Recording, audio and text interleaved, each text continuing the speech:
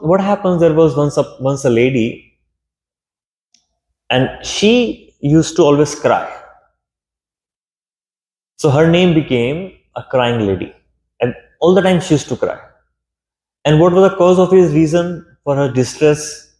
So she had two daughters, and one daughter was married to a pot maker, and the other daughter was married to an umbrella seller. So whenever it would rain, she would think of a daughter whose husband sells pot. So she would think, oh, my son-in-law will not be able to sell the pot because it's raining now, he cannot make anything, and my daughter would be in distress. So thinking about the daughter's distress, she would cry when it is raining. And when it would be sunshine, she would still cry. She would think of a son-in-law who is selling umbrella. Oh, it's sunshine now, there is no rain, nobody will purchase umbrella. Still she will cry. So either it is sunshine or it is rainy, she'll keep on crying. Because she would think of different daughters-in-law at different times. So what happens, there was a monk who was traveling by this village, and this monk who was traveling by this village, he finds out that there is somebody known as crying lady in this village. And he thought, let me try to see what's happening with this lady. So when he speaks to this lady and he says, okay, I'm going to give you one formula by which you will become a laughing lady.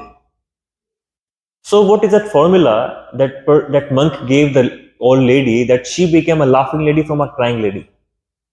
What do you all think? What formula he might have given?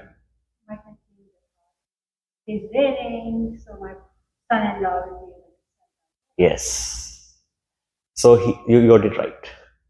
So he told the lady, when it's raining, we should think of a son-in-law who is able to sell umbrella.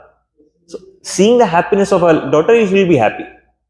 And when it's sunshine, you should think of a son-in-law who is making pot, you'll be happy. So what we understand from this is that it is all about perception, which determines whether you will be happy or you will be distressed. It is said that you start becoming happy does not mean the things become perfect. It simply means we start seeing beyond imperfections. What did you say? That happiness does not mean that life become perfect. It means that you start seeing beyond imperfections. So it is said that when you think of something, when you entertain a thought, it becomes thinking. And thinking becomes your feelings. And feelings becomes your action. And repeated actions becomes your habit. And when multiple habits comes together, it becomes your character. And character defines your destiny. So your destination, where you will be ended up in your life, will be decided by the thinking process. The karma comes from action, and action is based out on thinking. So thinking is such an important element and thinking is something which forms our perception. So we don't see life as it is, we see through the lens of our own perceptions. So perception is said to be our internal glasses. Are said to be our internal glasses. For example, when you are wearing the spectacles, so I'll just remove my glasses, okay? You can also remove your glasses, whoever is wearing. For me, the world is very blurry now.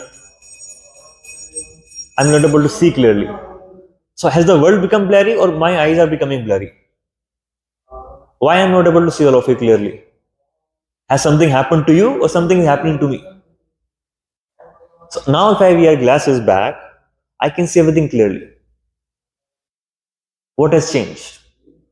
The blurry became the crystal clear life. What has changed? I wore the glasses of my spectacles. Similarly, there is something known as internal glasses. What is this internal glasses made up of? Internal glasses are made up of the Jnana Chakshusha. It is made up of knowledge, the lens of the knowledge. When you start seeing the world through the lens of Bhagavad Gita, when we start seeing the world the way Krishna sees this world, that very moment, this everything changes.